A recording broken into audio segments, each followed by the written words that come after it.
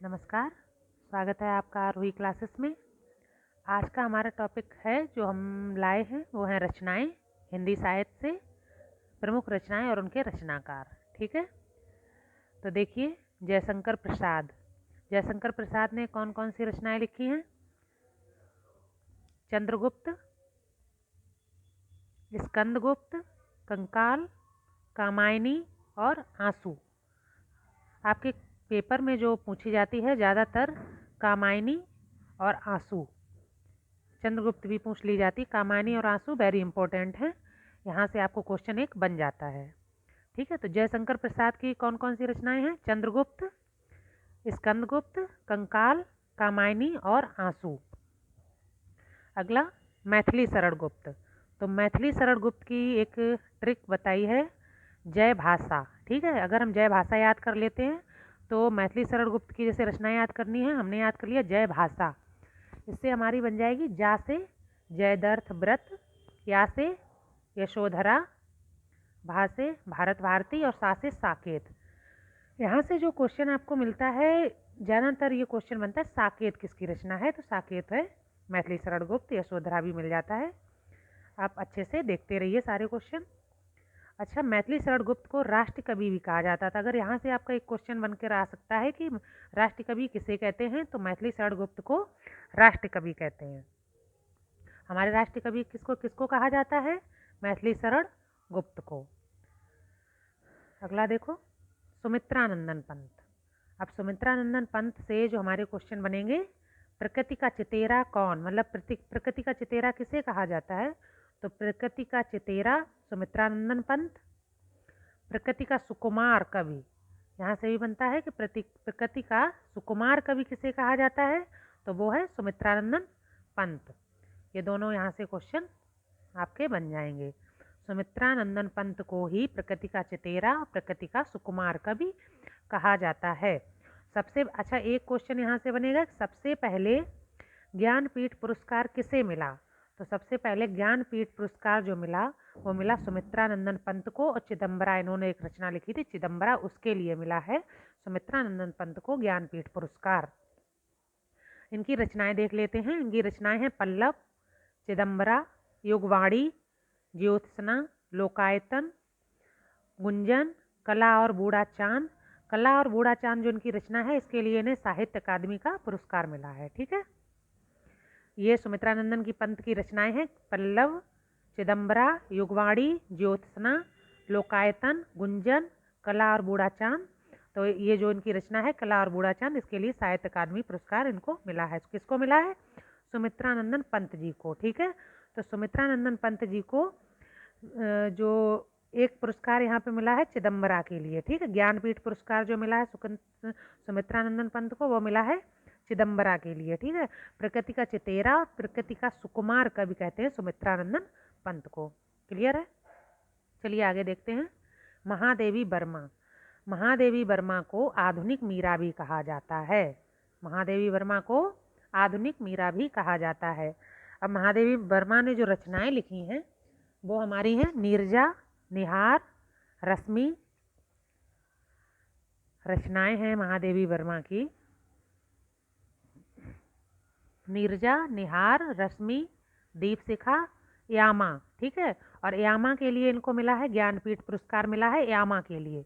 यहाँ से क्वेश्चन बन जाता है कि ये किस रचना के लिए महादेवी वर्मा को ज्ञानपीठ पुरस्कार मिला, तो यामा जो इनकी रचना है इसके लिए महादेवी वर्मा को ज्ञानपीठ पुरस्कार मिला है। और इनमें एक निबंध भी लिखा है अतीत के चलचित्र। इनका निबंध है अतीत के चलचित्र। ठीक है, तो महादेवी वर्मा को आधुनिक मीरा भी कहा जाता है। इनकी रचनाएं नीरजा, निहार, रश्मि, दीपशिखा, यामा, और यामा के लिए इनको ज्ञानपीठ पुरस्कार मिला है। और इन्होंने एक निबंध लिखा है, निबंध है अतीत के चलचित्र। चलिए अगला देख लेते हैं।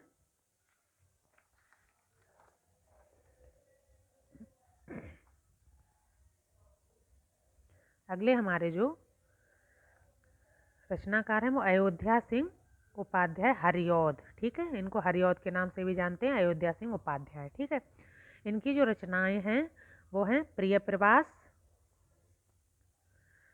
वैदेही वनवास, अध खिला फूल, फूल पत्ते, पद्य प्रसून, चुगले चौपदे। ठीक है, इनकी ये वेरी इंपॉर्टेंट रचना है,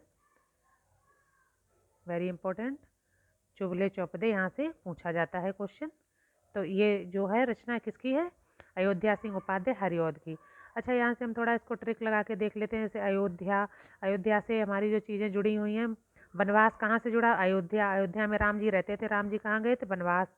तो ठीक है, प्रिय प्रवास, अपने प्रिय के साथ वनवास गए तो वैदेही वनवास। आदि खिला फूल, आधे खिले हुए फूल कहाँ मिलते हैं? तो वन में मिलते हैं। फूल पत्ते कहाँ मिलते हैं? वन में मिलते हैं। ठीक है, पद प्रसून और चुगले चौपदे, ये थोड़ा ट्रिक से हम दिमाग लगा के याद कर सकते हैं कि अयोध्या से हमारा राम का वनवास जुड़ा है, तो उनसे इन चीज़ों को जोड़कर हम याद करने में आसानी हमको रहेगी। किसी चीज़ को हम किसी चीज़ से जोड़कर देख लेते हैं ना, तो दिमाग में अच्छे से बैठ जाता है। ठीक है, तो अयोध्या सिंह उपाध्याय की जो रचनाएं हैं वो हैं प्रिय प्रवास, वैदेही वनवास, अधिखिला फूल, फूल पत्ते, पद प्रसून और चुगले चौपदे। अगला हमारा देवकी नंदन खन्नी। ठीक है, खत्री या खन्नी, देवकी नंदन खत्री या खन्नी, कुछ भी बोलते हैं इनको। तो इनकी जो रचनाएं हैं, चंद्रकांता। चंद्रकांता तो सीरियल भी बना है, इस पर देखा होगा आप लोगों ने। चंद्रकांता, देवकांता और भूतनाथ, जो इनकी इम्पोर्टेंट चीज़ें हैं वो हम आपको नोट कर लो आप। भूतनाथ, चंद्रकांता, देवकांता और भूतनाथ, ये किसकी रचनाएं हैं? देवकी नंदन की। ठीक है, अगला क्वेश्चन बनता है हरिश्चंद्र। हरिश्चंद्र, भारतेंद्र हरिश्चंद्र। ठीक है, भारतेंद्र हरिश्चंद्र की जो रचनाएं हैं वो हैं अंधेर नगरी। भारतेंद्र हरिश्चंद्र बहुत अपने ये युग के जाने माने कवि थे। 35 साल की उम्र में इनका निधन हो गया था, लेकिन इन्होंने इतनी ही उम्र में इतनी अच्छी रचनाएं की हैं। इनके नाम से ही युग का निर्माण हुआ था। ठीक है, भारतेंद्र युग कहा गया। अब ये देख लिए हरिश्चंद्र की रचनाएं, जो अंधेर नगरी, सती प्रताप, प्रेम जोगनी, भारत दुर्दशा, कर्पूर मंजरी, ये बहुत इम्पोर्टेंट है। ये क्वेश्चन यहाँ से बन जाता है कि भारत दुर्दशा के जो लेखक हैं, रचनाकार हैं, वो कौन है? तो भारत दुर्दशा भारतेंदु हरिश्चंद्र ने लिखी है। ठीक है, अगला देखते हैं धर्मवीर भारती। तो धर्मवीर भारती ने लिखा है गुनाहों का देवता, सूरज का सातवां घोड़ा। जो इनके इम्पोर्टेंट आते हैं ज़्यादातर क्वेश्चन पेपरों में, जो चीज़ें फंसती हैं वही हमने आपको यहाँ पर दी हैं। बाकी रचनाएं इनकी काफ़ी हैं, लेकिन जो ज़्यादातर पेपरों में पूछा जाता है कि गुनाहों का देवता, सूरज का सातवां घोड़ा किसकी रचना है, तो ये है धर्मवीर भारती की। ठीक है, अगला देखिए रामधारी सिंह दिनकर। रामधारी सिंह दिनकर, इनको प्रसिद्ध आलोचक भी कहा जाता है। तो यहाँ से क्वेश्चन बन सकता है कि प्रसिद्ध आलोचक किसे कहा जाता है? तो प्रसिद्ध आलोचक कहा जाए रामधारी सिंह दिनकर प्रसिद्ध आलोचक हैं। और उर्वशी, इन्हों की एक रचना है उर्वशी। उर्वशी के लिए इन्हें ज्ञानपीठ पुरस्कार मिला है। क्वेश्चन यहाँ से आ सकता है किसके लिए रामधारी सिंह दिनकर को किस रचना के लिए ज्ञानपीठ पुरस्कार मिला? तो वो मिला है उर्वशी के लिए। और संस्कृत के 4 अध्याय जो इन्होंने लिखा है उसके लिए साहित्य पुरस्कार इनको मिला है। किसको? रामधारी सिंह दिनकर को। इनकी रचनाएं रश्मिरथी, उर्वशी, हुंकार, हाहाकार, कुरुक्षेत्र, परशुराम, प्रतीक्षा। ठीक है, उर्वशी इनका वेरी इंपॉर्टेंट है, यहाँ से क्वेश्चन बन जाते हैं। ठीक है, चलिए अगला देख लेते हैं।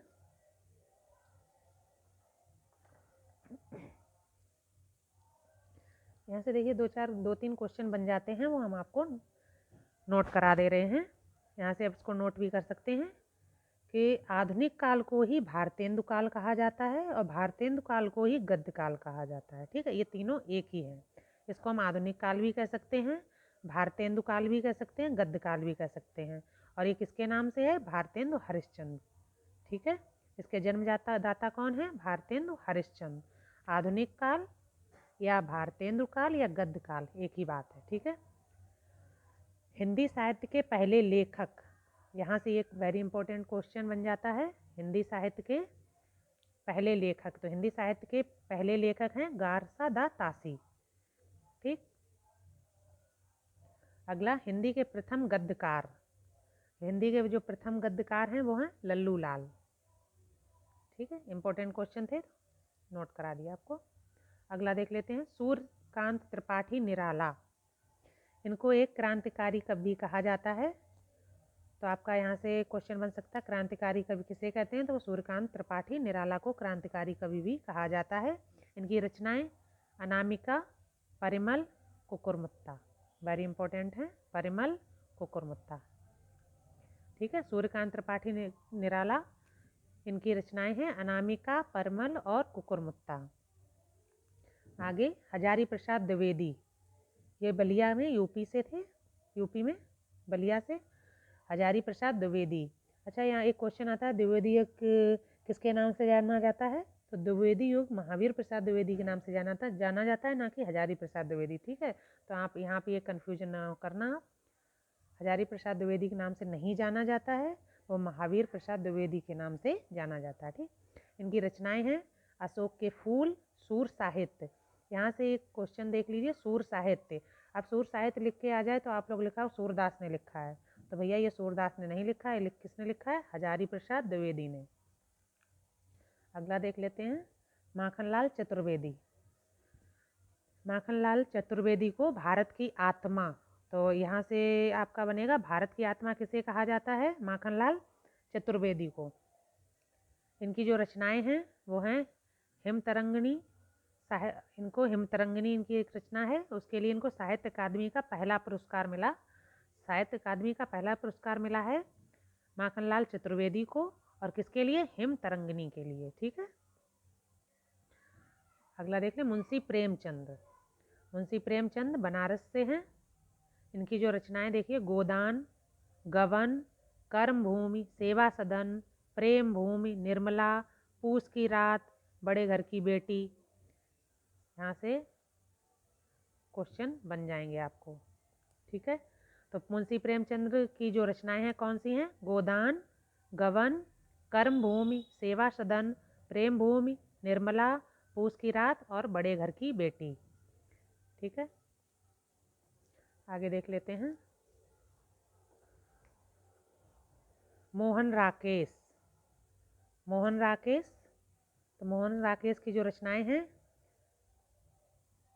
अंधेरे बंद कमरे, न आने वाला कल, कांपता हुआ दरिया। ये जो रचनाएं हैं ये किसकी हैं, मोहन राकेश की। अंधेरे बंद कमरे, न आने वाला कल और कांपता हुआ दरिया। आगे शरत चंद्र, शरत चंद्र जो हैं उनकी रचनाएं हैं देवदास और चरित्रहीन। ये किसकी रचनाएं हैं, शरत चंद्र की। ठीक है, अगला हरवंश राय बच्चन। तो हरवंश राय बच्चन की कौन सी है, मधुशाला, मधुबाला, मधुकलश, दो चट्टानों के लिए इन्हें मिला है साहित्य पुरस्कार। हरवंश राय बच्चन को मधुशाला, मधुबाला, मधुकलश और दो चट्टानों के लिए इन्हें मिला है साहित्य पुरस्कार। ठीक है, अगला देख लेते हैं सच्चिदानंद हीरानंद बादशायन अज्ञे।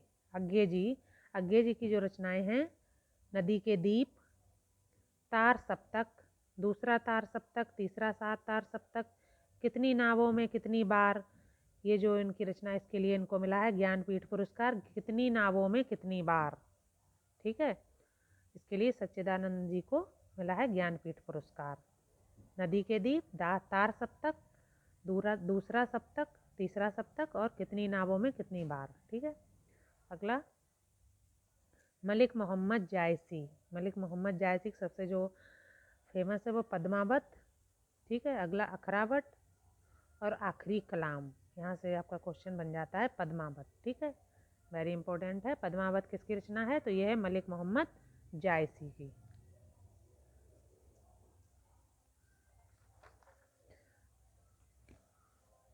अच्छा, कुछ पत्र पत्रिकाएं हैं और उनके संपादक।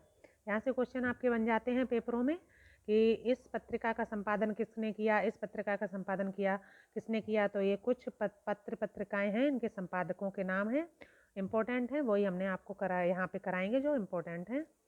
जैसे माधुरी जो पत्रिका है उसका संपादन किसने किया है, प्रेमचंद ने। भारत मित्र यहाँ से इम्पोर्टेंट है, भारत मित्र ये किसने किया है, बाल मुकुंद गुप्त ने। संपादक इसके कौन है, बाल मुकुंद गुप्त। हिंदी प्रदीप के संपादक बाल कृष्ण भट्ट। ब्राह्मण के संपादक हैं प्रताप नारायण मिश्र।